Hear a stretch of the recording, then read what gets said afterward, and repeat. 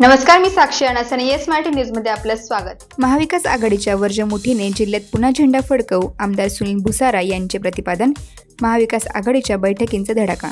आज भाजप आणि विरोधक धार्मिक मुद्दे पुढे आणून जातीच्या नावावर राजकारण करीत आहेत. सर्व घटक पक्षाकडून याच वेळी वाढती महागाई, बेरोजगारी, 2 कोटी नोकऱ्यांचे आश्वासन, 15 लाख देण्याची घोषणा हे महत्त्वाचे मुद्दे मागे पडत आहे. तशी स्थिती राज्यातही आहे. त्यामुळे या शक्तीला रोखण्यासाठी देशात इंडिया आघाडी एकत्र आली आहे.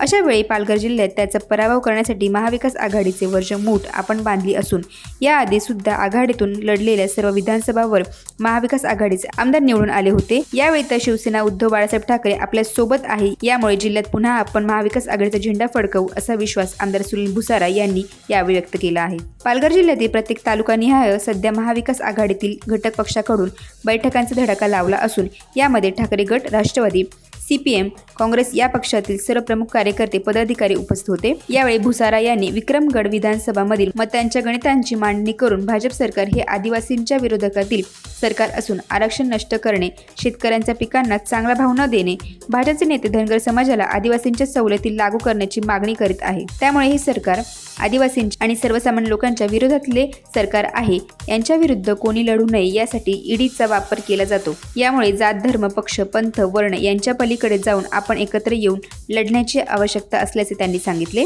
यावेळी शिवसेनेचे जिल्हा प्रमुख विकास मोरे यांनी आपण सर्व एकत्र आलो आहोतच. उद्धव ठाकरे यांना काँग्रेस, राष्ट्रवादी यांनी साथ दिली आहे. यामुळे आम्ही पूर्ण ताकदीने, क्षमतेने तुमच्या सोबत राहू. उमेदवार कोणाचाही आणि कोणताही असो, आपण त्याला निवडून आणू. पुन्हा भाजपमुक्त जिल्हा करूयात असे आवाहन केले. सहसंपर्क प्रमुख निलेश गंधे यांनी सांगितले की उमेदवार स्थानिकच देण्यात येईल, त्यामुळे तेथील विकास करण्यास तो कटिबद्ध असेल. यावेळी मधुकर चौधरी, अशोक पाटील, नगरसेवक प्रमोद कोठेकर, काँग्रेस तालुका अध्यक्ष जमाशी शेख यांची भाषणे झाली. एकाच दिवशी जव्हार आणि मोखाडा या दोन्ही तालुक्यात या आढावा बैठकी घेण्यात आल्या. येणाऱ्या निवडणुकात एकत्र लढताना एकमेकांची ओळख व्हावी, विचारविनिमय व्हावा यासाठी या बैठका असल्याचे यावेळी सांगण्यात आले. या आढावा बैठकीत मोखाडा तालुक्यातील अनेक तरुणांनी राष्ट्रवादीत जाहीर प्रवेश केला.